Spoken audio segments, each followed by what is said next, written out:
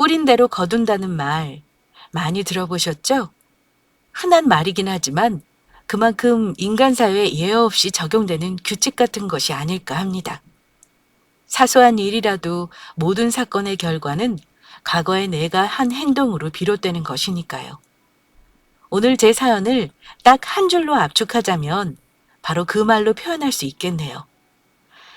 사연 채널 애청자 여러분, 오늘 제 사연은 사이다 중에 사이다이니 꼭 끝까지 들어주세요. 먼저 간단히 제 소개를 하자면요. 저는 남편의 배신으로 이혼한 30대 중반 여자입니다. 결혼 전부터 디자인 쪽 조그만 사업체 운영하고 있고요. 지금은 새로운 사람과 가정 꾸리고 행복하게 잘 살고 있습니다. 제 사연은 3년 전 정말 생각지도 못한 장소에서 우연히 악연이었던 여자를 마주쳤던 것에서부터 시작해야 할 것 같네요. 제가 단골로 다니는 피부과가 있습니다. 직업상 사람들을 많이 상대해야 하는지라 외모 관리를 위해 예전부터 꾸준히 다녔던 피부과였어요. 흔히 여자들 피부과에 갈 때는 맨 얼굴을 가릴 겸 마스크와 모자를 쓰고 가잖아요. 시스루 얼굴이 붓기도 하니까요. 그날도 그랬습니다. 정기적으로 방문하던 피부과에서 시술을 받기 위해 접수하고 대기하는 중이었어요. 여자들이 많이 드나드는 곳이라 오가는 사람들 바라보기도 하고 핸드폰 들여다보기도 하며 기다리고 있었죠. 그때였습니다. 아무 생각 없이 앉아 있는데 간호사가 누군가 이름을 호명하는 순간 저는 온몸이 얼어붙었습니다.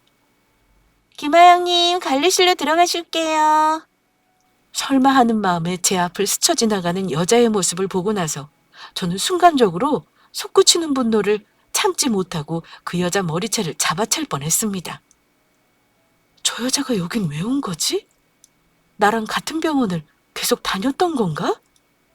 놀란 가슴을 진정시키고 그 여자가 모퉁이를 돌아 관리실 안으로 들어갈 때까지 그 모습을 놓치지 않고 쳐다보았습니다.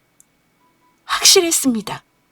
그때와 같은 순 많고 긴 갈색 머리에 나와 비슷한 키, 많은 여자들 사이에 있어도 튀는 묘하게 새끼있는 분위기와 뽀얀 피부, 그리고 결정적으로 그 이름.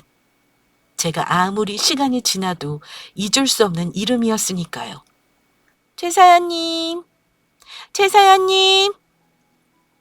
제 이름을 간호사가 부르고 있는 것도 인식하지 못하고 한동안 멍하니 서 있었습니다. 다시 말하지만 저와 그 여자는 악연 중에 악연이었습니다. 어떻게 잊을 수 있을까요? 전 남편의 상간녀였던 그 여자를요. 제 가정을 파탄내고 제 삶을 망가뜨린 사람을 절대 잊을 수 없었죠. 그 여자를 병원에서 마주쳤던 그날이 제가 이혼한 지 딱 1년이 넘은 시점이었습니다.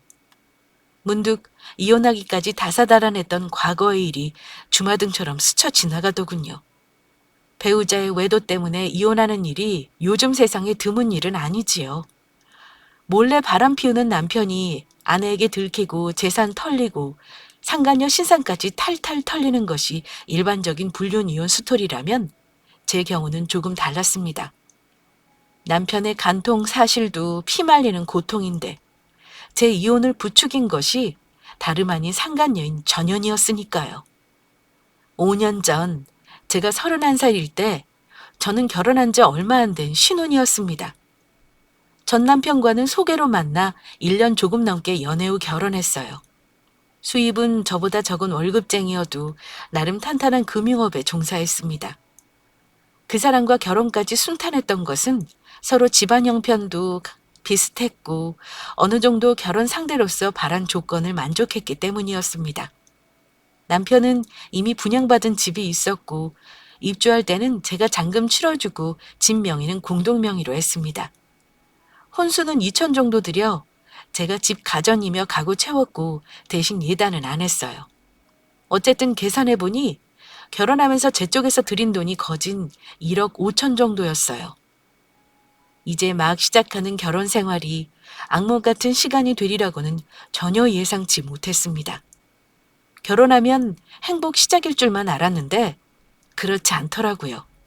결혼은 연애가 아닌 생활이었습니다. 남편은 연애 때와는 다른 점이 많았습니다.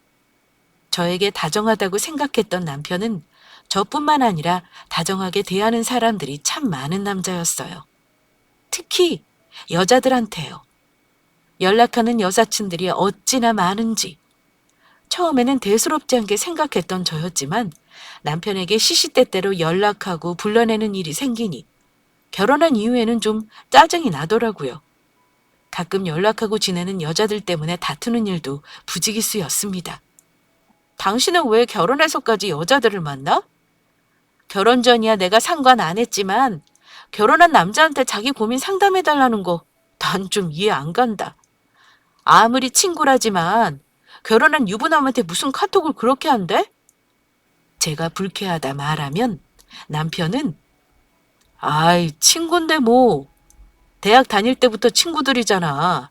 내 결혼식 때도 다들 왔었고 결혼한 친구도 있는 거 당신 알잖아. 너무 그렇게 예민하게 굴 필요 없다니까. 물론 친구인 거 알고 남편도 저한테 숨기면서 만나지는 않았습니다. 하지만 그리 유쾌한 일은 아닌지라 제가 싫어하니 남편도 점차 연락을 뜸하게 했습니다. 나중에는 모임이 있다고 할 때 아니면 거의 연락을 안 하는 것 같길래 나름 안심했었고요. 그래도 내가 싫다는 건 들어주나 보다 하고 내심 고맙기도 했고요. 결혼하면 서로 맞춰가며 살아야지 결혼 전과 똑같이 살 수는 없는 거잖아요. 반대의 경우 만약 제가 남사친이 많아서 남편이 불쾌해한다면 저 역시 당연히 연락하지 않고 지냈을 겁니다. 서로 안 맞는 부분이 있을 때마다 그런 식으로 대화하며 잘 살고 있다고 생각했었죠. 시댁이며 친정이며 다 여유 있는 분들이라 서로의 부모님 때문에 다툴 일도 없었고요. 그런데 사람이 배부르고 등 따시면 그거에 만족을 못하고 새로운 자극을 찾는 게 본능인 건가 봐요. 이런 안온한 삶을 행복이라고 생각했던 저와는 달리 남편은 저와는 다른 생각을 하고 살았던 것 같아요. 사실 남편은 저한테 비밀이 많았습니다. 핸드폰은 늘 잠겨 있었고 연락이 오면 나가서 받거나 저와 대화가 없을 때는 늘 핸드폰에 누군가와 메시지를 주고받았었고요. 워낙 캐주얼하게 사는 사람인 거 알고 있었고 그런 거 가지고 잔소리하면 싸움이 될 거라 생각해 어느 정도 포기한 부분도 있었습니다. 생각해보면 남편은 늘 바빴던 것 같습니다. 중간에 연락해도 통화가 안 될 때도 많았고 저녁에 야근하는 경우도 많았었고요. 행복하다고 생각했는데 뭔가 모르게 남편과 거리감이 느껴지고 위화감이 들기도 했습니다. 평안하다고 믿었던 제 삶이 깨지기 시작한 건 결혼 1주년이 돼가던 어느 날 모르는 여자에게 걸려온 한 통의 전화를 받고 나서부터였습니다. 혹시 양석 씨 와이프 되세요? 이미 나인 줄 알면서 묻는 여자의 날카로운 목소리를 듣는데 이상하게 불안하더라고요. 처음부터 통화 느낌이 싸해서 바로 통화 녹취 버튼 눌러 녹음을 했습니다. 맞는데요? 누구시죠? 제가 묻는 말에 기다렸다는 듯 그 여자는 말을 늘어놓기 시작했습니다. 제가 그쪽 남편이랑 알고 지낸 지 1년이 좀 넘었고요. 그쪽이랑 만나고 있을 때부터 결혼 준비하는 거 알면서도 계속 만난 사이예요. 그쪽 남편이 계속 연락을 하니까 만나게 된 거고요. 네? 지금 우리 남편하고 보통 사이가 아니라고 저한테 직접 말하는 건가요? 우리 남편이 바람을 피웠다는 뭐 그런 거예요? 네, 굳이 말하자면 바람 그런 거죠. 양석 씨가 계속 연락을 했고 썸도 탔고 잠자리도 하고 그런 거요. 되게 남편이 그러고 다니는 거 몰랐어요? 저한테 이런 걸 알려주는 이유가 뭐죠? 만나려면 끝까지 날 속이고 들키지 말 것이지. 이러는 거 무슨 꿍꿍이에요? 우리 남편이랑 그렇고 그런 사이라는 거 혹시 거짓말 아니에요? 제가 어떻게 믿죠? 꿍꿍이라니요. 못 믿겠으면 증거 보여줄 테니 만나서 얘기할래요? 어차피 할 말도 있고요.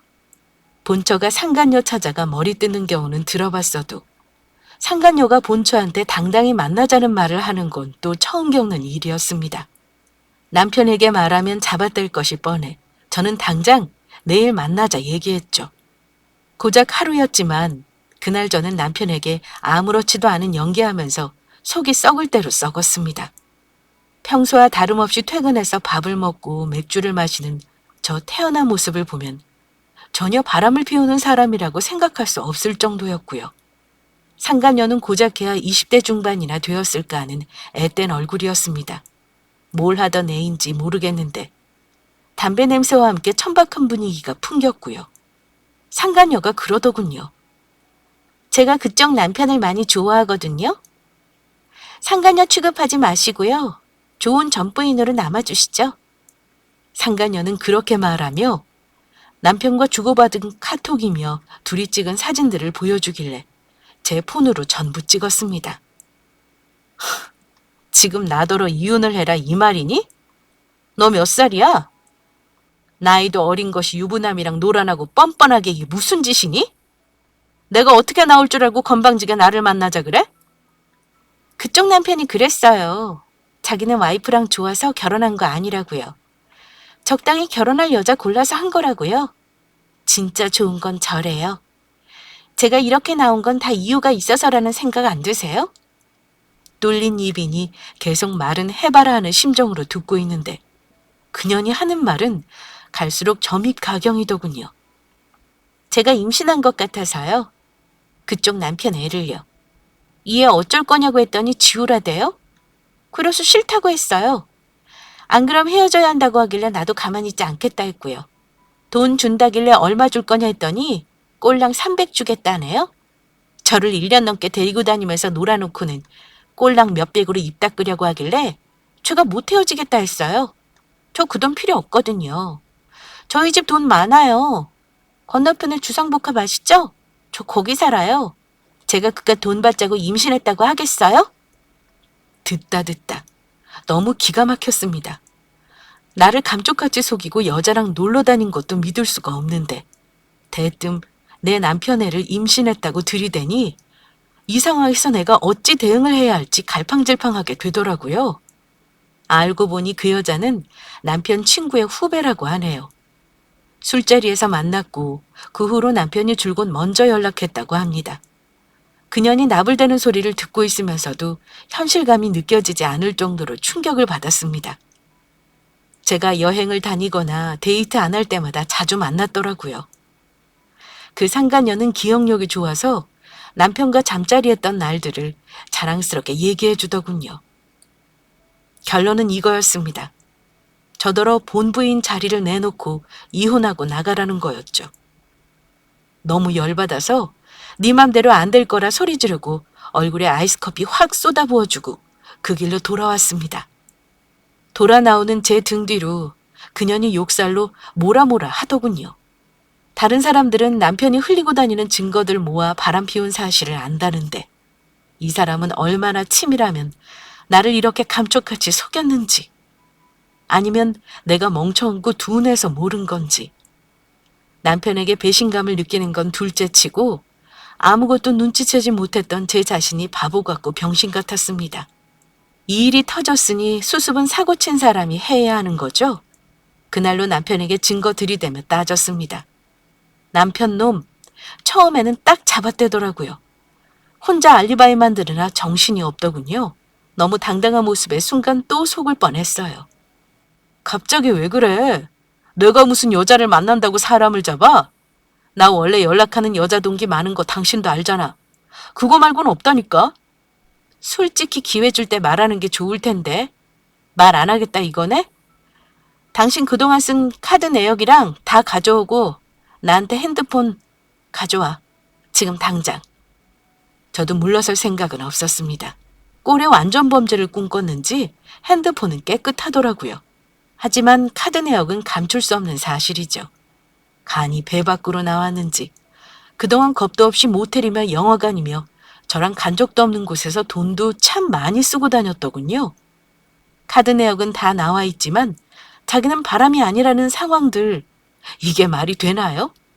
결국 제가 핸드폰에 녹음된 그년과의 대화 녹취를 재생하자 그제야 할 말이 없는지 한다는 소리가 미안하다. 근데 금방 정리하려고 했어. 정리하려 했다고? 근데 나랑 결혼한 거 좋아서 한 거 아니라고 그년한테 여지 주고 임시까지 시켜? 내가 뭘 잘못했다고 당신한테 이런 꼴을 당해야 해?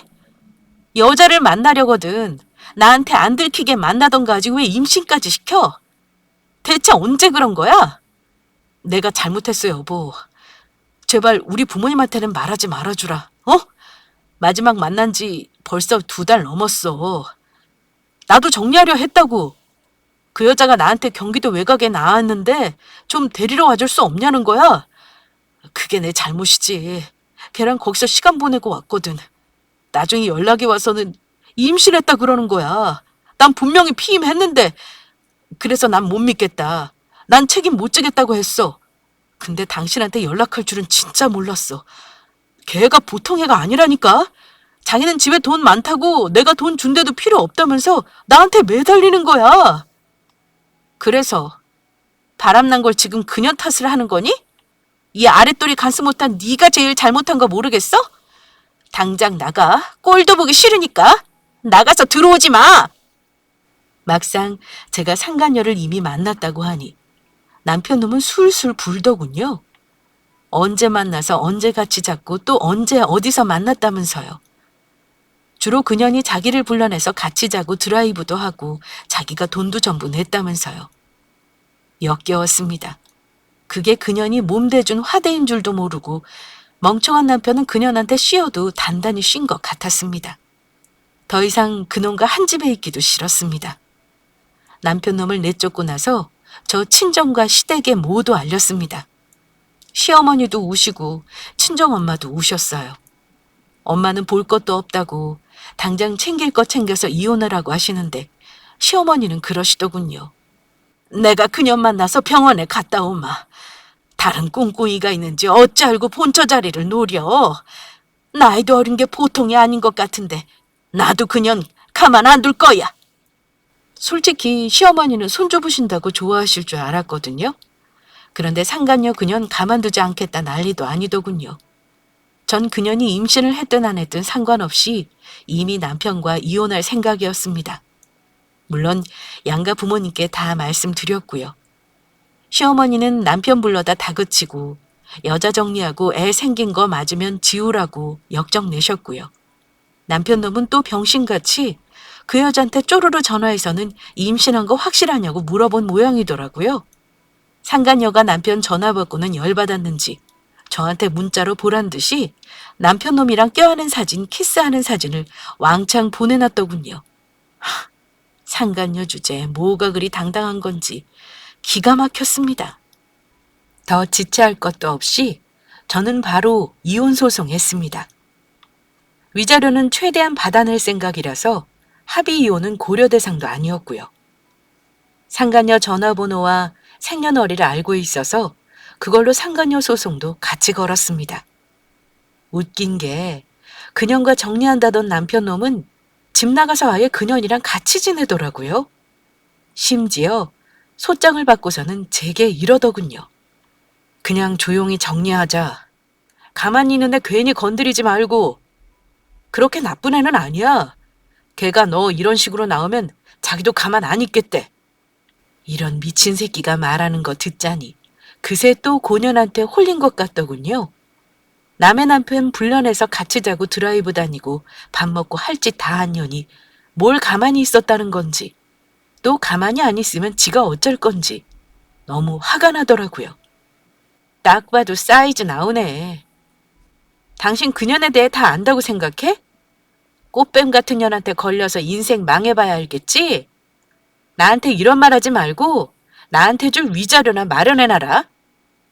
그 후 1년이 넘는 시간을 진흙탕 싸움을 했고 결국 이혼했습니다. 결혼할 때 들어간 제 돈 다 돌려받고 위자료 3천 받았어요. 그리고 상간녀와는 그 후에도 1년이 넘게 소송해서 1,500 받았고요. 그것도 얼마나 힘들게 받았는지 모릅니다. 이 여우 같은 년이 전화번호 바꾸고 주소 옮기고 하는 통에 통장 가압류 겨우 해서 그것도 분할로 받아냈어요. 그런데 그렇게 나를 이혼시키려던 그녀는 전 남편과 결혼할 것처럼 굴더니 결혼은커녕 오히려 돈만 뜯어내고 헤어지더군요. 알고 보니 임신했다는 것도 거짓말이었고요. 그년 오빠라는 사람이 와서 남편놈 얼굴 쥐어 패놓고는 동생 인생 망쳤다며 혼인빙자 사기로 집어넣겠다 어쩌겠다 했다고 하네요. 상간녀한테 돈만 뜯기고 이혼당하고 인생 바닥 친 거죠. 남편놈 스스로 안락하고 편안한 결혼 생활을 내던진 거니 본인이 뿌린 대로 거둔 거고요. 자기가 감당해야 할 몫이었습니다. 시어머니가 저한테 아들이 못된 년한테 속은 거라며 울며 말하는데 앞으로는 저한테 전화하지 마시라 단호하게 말했습니다. 그 사람 소식 더 이상 듣고 싶지도 않았고요. 이혼하고 나서도 배신감에 잠도 못 자고 결국 우울증 치료까지 받았습니다. 이혼하고 위자료를 받았다지만 마음의 상처가 그걸로 회복되는 건 아니었습니다. 네, 저는 그렇게 더러운 꼴 봐가며 이혼했습니다. 그런데 마음의 상처가 채 아물지도 않은 그 시점에 생각지도 못한 장소에서 전 남편의 상간녀를 그렇게 보게 된 겁니다. 저는 그년을 알아봤지만 그녀는 저를 못 알아봤어요. 제가 쓰고 있던 마스크와 모자 때문이었죠. 그년이 시야에서 사라지고 나서 저는 간호사에게 슬쩍 물어봤습니다. 혹시 지금 들어간 김하영이라는 사람 여기 단골이에요? 제가 아는 사람 같아서 확인 좀 하려고요. 이름이 김하영 맞나요? 저와 이미 안면이 있었던 간호사는 아무 의심 없이 그러더군요. 아, 네. 김하영 님이요. 손님은 아니시고요. 원장님 예비 사모님이시라 피부관리 받으러 종종 들리시거든요. 아는 분이시면 옆에서 베드로 잡아드릴까요? 아니요. 저는 오늘 진료만 보고 가려고요. 여기 원장님 예비 사모님이시구나. 네, 알겠습니다. 순간 승리의 패가 나한테 드디어 쥐어졌구나 하는 생각이 들었습니다. 그 짧은 시간에 머릿속에 복수의 지도가 그려지더군요. 저는 진료실로 들어갔습니다. 최소연님, 오늘 레이저 받으실 거죠? 하고 묻는 의사를 잠시 쳐다봤죠. 많아봤자 30대 중후반이 됐을까. 피부과 의사라는 톱클래스 직업과 젠틀한 성격, 준수한 외모의 그 의사를 보니 딱 그년의 먹잇감으로 이만한 게 없었겠구나 싶었습니다. 참 재주도 좋지. 곳에 다른 남자를 또 꼬셔서 사기를 치는구나. 먼저 말을 꺼낸 건 저였습니다. 선생님, 제가 이런 말하는 거 오해 안 하셨으면 좋겠네요. 다만 제가 아는 게 있어서 선생님께 꼭 말씀을 드려야 할 것 같네요. 결혼 앞두고 계신다 들었는데 만나는 여자분이 김하영이라는 사람이죠? 네, 제가 결혼할 여자 이름을 어찌 아시죠? 혹시 두 분 아는 사이인가요? 놀란 듯 묻는 의사에게 말했습니다. 아는 사이는 맞는데 좋은 인연은 아니네요. 그냥 지나칠 수도 있지만 그래도 원장님 진료받은 지가 몇 년인데 제가 모른 척하는 건 도리가 아니다 싶어서요. 놀라지 말고 들어주세요. 대체 무슨 얘기길래 그러세요? 혹시 제 약혼녀랑 싸운 사이라 악의적으로 모함하는 거라면 듣지 않겠습니다. 악의적이라뇨. 그런 거 아닙니다. 김하영이라는 그 여자, 제가 상간녀 소송했던 당사자예요. 제 전 남편이랑 놀아났던 여자라고요. 저한테 임신했다면서 이혼하라고 뻔뻔하게 요구했었고요. 네? 그게 무슨... 저는 못 믿겠는데요. 그 말을 당연히 믿고 싶지 않았겠죠. 결혼을 약속한 여자가 상간녀라니 어느 남자가 믿고 싶겠습니까? 못 믿겠다면 이거 한번 보시겠어요? 저는 아직도 제 폰에 남아있는 전 남편과 상간녀의 불륜 사진을 보여줬습니다. 때로는 100마디 말보다 눈으로 보는 하나의 사실이 모든 걸 설명하는 법이죠. 그제야 의사는 제 말을 믿더군요. 사람 마음 갖고 장난치다니. 나는 그것도 모르고 하영이한테 카드까지 다 줬는데 이런 과거가 있는 줄은 정말 몰랐네요. 다른 남자랑 연애한 건 상관없지만 가정을 파탄내고 거짓말까지 하는 사람과는 결혼할 수 없겠어요. 의사는 당혹스러움과 분노가 합쳐진 얼굴로 몇 번씩이나 손바닥으로 마른 세수를 하더군요. 그 여자 나중에 알고 보니 임신했다는 것도 거짓말이었어요. 자기 집이 잘 산다고 돈도 필요 없다면서 나보고 이혼이나 해주고 나가라고 했던 여자예요. 알고 보니 다 거짓말이었고요. 선생님한테는 무슨 거짓말을 했는지 모르지만 절대 믿으면 안 되는 여자예요. 선생님이 아는 그 여자 모습 다 거짓일 겁니다. 다 거짓말이라고요? 저한테는 미대 졸업하고 아이들 가르치고 있다 했어요. 아빠가 사업하시고 좋은 아파트 이름 말하면서 거기 산다고 했는데 그것도 다 거짓이겠네요? 당연하죠. 그걸 믿으세요? 그런 수작으로 멀쩡한 집안 여식 인척 남자한테 돈 뜯어내는 여자라고요. 당연히 파혼하시겠죠? 근데 그냥 파혼으로 끝내실 건가요? 그럼 제가 뭘 어떻게 해야 하죠? 그냥 그 여자한테 바로 전화해서 다 없었던 걸로 하고 싶은데요. 그렇게 하면 그 여자는 손해보는 게 없잖아요. 한 번은 혼내줘야죠. 저한테 생각이 하나 있긴 한데요. 혹시 원장님 상견례는 하셨나요? 아니요. 한 달 후에 상견례를 하기로 했습니다만 그쪽에서 이 핑계 저 핑계로 미루길래 아직 날은 안 정했습니다. 그럼 제 말대로 하세요. 빨리 결혼하고 싶다고 그 여자한테 상견례 바로 했으면 좋겠다고 재촉하시면 돼요. 말 나온 김에 다음 주 주말로 하면 좋고요. 그년이 상견례 미루는 건 분명 이유가 있겠죠. 암튼 제 말대로 하시고 날짜 잡히면 저한테 연락 주시죠. 저는 제 명함을 건네고 병원을 나왔습니다. 황당한 얼굴로 얼결에 제 명함을 받아드는 의사에게 절대 파혼으로만 끝내지 말라고 마지막으로 조언하는 것도 잊지 않았죠. 그동안 일만 하며 집과 사업장만 영혼 없이 오갔었는데 왠지 모를 생기가 돌더라고요. 이게 바로 복수의 힘인가 봐요. 그 후 며칠 동안 의사의 연락을 기다렸지만 전화는 오지 않았고 일주일이 더 지난 후에야 연락을 받았습니다. 다음 주 일요일에 상견례 잡았네요. 저희 부모님한테는 결혼 안 할 거라고 이미 말씀드린 상태인데 제가 뭘 하면 될까요? 그럼 지금부터 제 말 잘 들어보세요. 상견례 날 약속 시간 맞춰서 자리에 나오기만 하시면 됩니다. 드디어 상견례 날. 많은 사람들이 상견례를 하거나 가족 모임을 하는 점잖은 분위기의 한정식 집이었습니다. 시간이 12시라고 했었나? 몰래 밖에서 지켜보니 약속 시간 10분 전 그년과 가족으로 보이는 사람들이 우르르 식당으로 들어가는 게 보였습니다. 선생님, 그 여자 가족들 지금 들어갔네요. 선생님도 5분 내에는 들어가요? 의사는 몇 분 후 약속 장소로 들어갔고요. 그때부터 저도 슬슬 본격적인 복수 준비를 했죠. 상간녀와 의사 선생님이 들어간 룸 밖에서 저는 몰래 상황을 엿들었습니다. 문 밖으로 여자 목소리가 들리더군요. 시간이 흘렀지만 그녀의 앙칼진 목소리는 기억하던 그대로였습니다. 오빠 뭐야 대체? 우리 부모님 시간 맞춰 왔는데 왜 오빠 혼자 왔어? 부모님은 아직 도착 안 하신 거야? 전화드려서 우리 도착했다고 말씀드려봐. 곧 오실 거야. 거의 도착하셨대. 의사 선생님의 말이 끝나자마자 저는 방의 미닫이 문을 드르륵 하고 있는 힘껏 열어 젖혔습니다. 순간 내게 쏠리는 시선들을 느꼈죠. 상간녀가 제 얼굴을 보더니 눈을 크게 뜨면 놀라더군요. 아무 말도 하지 못하면서요.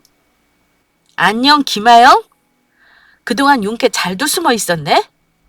내 위자료 분할 납부하느라 피똥 좀 쌌지? 근데 이게 뭐야? 이제는 통이 커진 거야? 어떻게 겁도 없이 의사 선생님한테 사기를 치려고 그래? 이 사람들은 다 누구야? 네 오빠라는 사람은 왜 없어? 너네 진짜 부모 맞아? 김아영 씨 부모님들 대체 그 집 딸 뭔 짓 하고 다니는지 알고 나오신 거예요? 제 말에 그년 옆에 있던 중년이 훌쩍 넘어 보이는 남자와 여자는 이러더군요. 복잡한 일에 얽히고 싶진 않네요.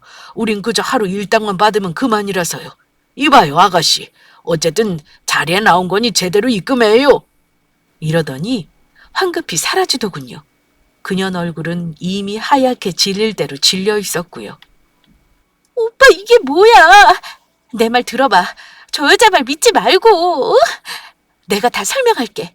전혀 나한테 앙심 품고 저러는 거라니까? 그 순간을 모면하기 위해 또 거짓말을 하려는 그녀의 입을 가로막았습니다. 그럼 그렇지. 너는 대체 진실이라는 게 있긴 한 거니? 선생님, 제 말대로 다 녹음했나요? 의사는 그 상황을 전부 증거로 남기고 있었습니다. 선생님도 화가 난 건 말할 것도 없었고요. 야, 김하영, 너 알고 보니 꽃뱀이더라. 나한테 접근한 것도 다 의도적인 거였지? 병신같이 내가 네 속임에 넘어갔지만 오늘 여기서 끝내려고 나온 거야. 다시는 이 동네에 발들이지 마라. 너 소문 다 났으니까. 뭐, 오빠? 왜 저런 여자 말만 듣고 그래? 내 말을 왜 안 듣냐고. 오빠도 나한테 단물만 빨아버리고 버리겠다는 거래? 야, 너 남의 인생에 끼어들어서 왜 초를 치냐? 쥐가 못나서 남편 바람난 걸 왜 내 탓을 해? 듣자 하니 어이가 없더군요. 단물을 빨다니 마치 자기가 피해자인 양 구는 게 너무 역겨웠습니다. 저를 똑바로 보며 따박따박 따지는 그녀 얼굴에 앞에 있는 물컵을 들어 얼굴에 확 엎어버렸죠. 야, 너 지금 이게 뭐 하는 짓이야? 경찰서 가고 싶어? 물을 뒤집어 쓰고 악을 쓰는 그녀한테 저도 언성을 높여 말해줬습니다. 미친년아. 지금 누가 피해자인지 상황 파악이 안 되냐? 여기서 너 당장 경찰서 끌고 가서 고소할 수도 있는데 선생님이 안 하는 거야. 그거 고마운 줄 알고 꺼져.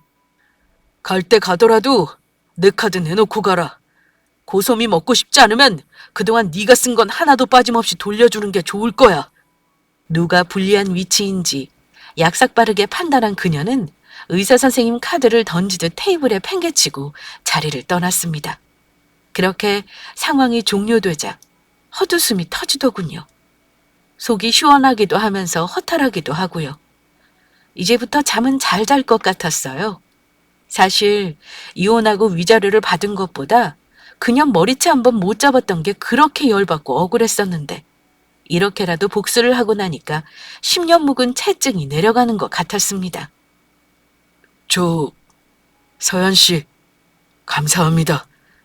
우리 병원 오랜 고객으로만 생각했는데 제가 인생에 큰 실수 안 하게 이렇게 도움까지 주시고 정말 고마워요.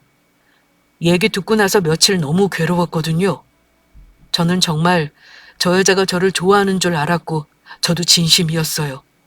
사실 지금도 힘들지만 차차 나아지겠죠. 시간이 약이더라고요. 시간 지나면 언제 그랬냐는 듯이 괜찮아질 거예요. 저야말로 고맙네요. 마음속의 응어리 덕분에 풀었네요. 서연 씨도 마음의 짐을 덜었다니 저도 마음이 놓이네요. 제가 정말 감사해서 그런데 다음 주에 저희 병원 한번 오세요. 제가 특별히 서비스 시술해드리겠습니다. 네? 그런 걸 말한 건 아닌데. 네, 좋아요. 까짓거 저도 감사히 그 서비스 받겠습니다. 의사 선생님 입장에선 제 귀띔으로 파혼한 게 천만다행한 일이었겠죠. 사람 하나 잘못 만나면 한 사람 인생만 망가지는 게 아니라 주변 가족까지 다 힘들어지는데 그 큰일을 막았으니까요. 그 후 저는 의사 선생님과 조금 친해졌달까요? 허물없이 지내는 사이는 절대 아니지만 서로의 사생활 한 조각을 알고 있다는 것만으로 조금은 친근해질 사이가 되었습니다. 썸 타는 남녀관계는 절대 아니었습니다. 굳이 말하자면 같은 아픔을 나눈 동지애랄까요? 원래 단골로 다니던 병원이라 평소대로 가끔 병원 다니는 건 여전했고요. 병원에서 진료받을 때 서로의 안부를 사심없이 묻기도 했습니다. 그런데 어느 날 의사 선생님이 저한테 넌지시 묻더라고요. 서연 씨, 혹시 지금 만나시는 분 있나요? 아니요, 없죠. 그럴 생각도 없고요. 아직 누구를 억지로 만나고 싶지는 않아요. 워낙 크게 되어서 그런가 봐요.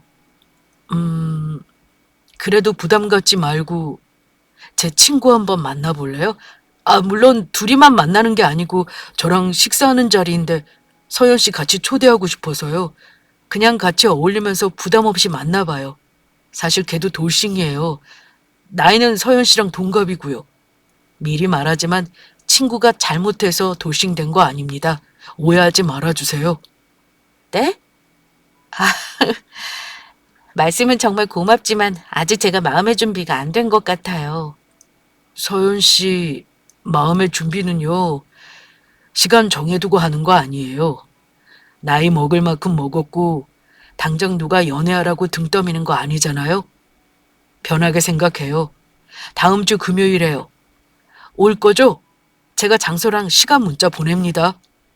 반강제로 약속을 잡은 의사 선생님에게 못 이기는 척 나가겠다 대답했지만 사실 속으로는 외롭다고 느끼고 있었나 봐요.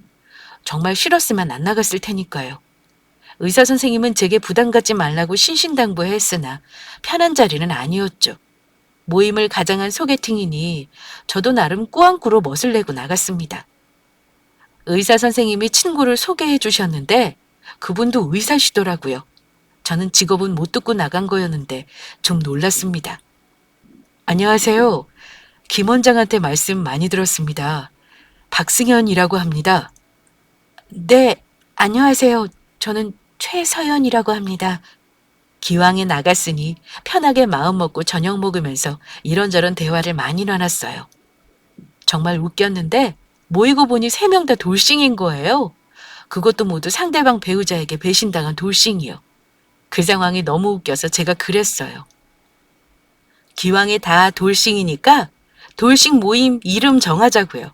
그랬더니 의사 선생님이 웃으면서 자기는 빼라는 거예요.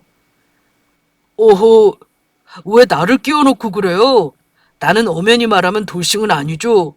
가기 전에 파혼한 거니까요. 그렇죠? 나까지 엮지 말고 둘이서 모임해요, 그냥. 머쓱해진 저와 승현 씨가 웃자 의사 선생님은 집에 가겠다며 자리를 비워주셨습니다. 저와 그 사람은 자리를 파하기 아쉬워 간단히 맥주를 마시기로 했고요. 제가 차를 가져왔으니까 같이 마시고 대리에서 댁에 모셔다 드릴게요. 마음 푹 놓으시고 한 잔 더 하시죠. 네, 그럼 우리 한 잔 더 하러 갈까요? 시간 가는 줄 모르고 많은 얘기를 나눴던 것 같아요. 어쩌면 서로 아픔이 있는 걸 알기에 배려를 더 했던 것 같고요. 이런 게 성숙한 어른의 만남이구나 했습니다. 첫 만남에서 저를 집에까지 데려다 주셨는데 벤치에 저를 태우고 편안히 모시겠다고 하는 그 사람이 너무 멋져 보이더군요. 그 후 어찌 되었냐면 짐작대로입니다. 저는 그분과 데이트도 하고 맛있는 것도 먹고 편안한 친구처럼 지냈습니다. 그러다 자연스럽게 사귀게 되었고요. 프로포즈 받고 이혼 3년 되는 해에 그분과 결혼했습니다. 결혼할 2년인가 싶었던 게 승현 씨 집이 저희 아파트 바로 건너편이더라고요. 부모님도 근처에 사시고요. 어찌 이런 우연이 있냐면서 서로 신기해했어요. 나중에 남편을 소개해준 선생님한테도 고맙다고 말했습니다. 그 선생님은 그때까지도 싱글이었습니다. 여자를 못 믿겠다나요? 내가 그런 거 다 알고 일부러 둘이 만나게 해준 거라니까요. 거봐, 내 말 듣길 잘했죠? 이렇게 결혼까지 하다니 저도 놀랍네요. 내가 소개해줬으니까 옷 한 벌 오케이? 하시며 유쾌하게 웃으셨습니다. 옷 한 벌 까짓 거 못 해드리겠어요? 더한 것도 말해도 돼요? 서로 마주보고 웃는데 사람 인연 참 신기하다 싶었습니다. 전혀 인생에 접점이 없는 타인이 엉뚱한 사건으로 만나 새로운 인연이 또 생기고 이런 과정들이요. 다시 한번 생각이 든 게 절대 나쁜 짓 하고 살지 말아야겠다는 것, 그리고 악연을 만들지 말아야겠다는 거였죠. 내가 결혼을 해도 되나 망설였던 건 맞습니다. 하지만 독신으로 살겠다고 마음먹은 게 아닌 이상 언제까지 과거의 상처에 올가매어 있을 순 없었으니까요. 저도 지금 만난 이런 좋은 사람을 놓치고 싶지 않았습니다. 사실 전 남편 놈이랑 그년 소식은 듣고 싶지 않거든요. 근데 결혼하고 나서도 가끔 듣게 되더라고요. 지인들이 얽혀 있어서 그런 건지 전 남편은 회사에서 다른 여자랑 추문을 일으켰는데 하필 또 남편 있는 여자를 건드렸나 봐요. 뭐가 그리 힘들었는지 음주운전하다 적발까지 되고 회사에서 징계를 받았다 하더라고요. 지금은 물론 뭐 하는지 모릅니다.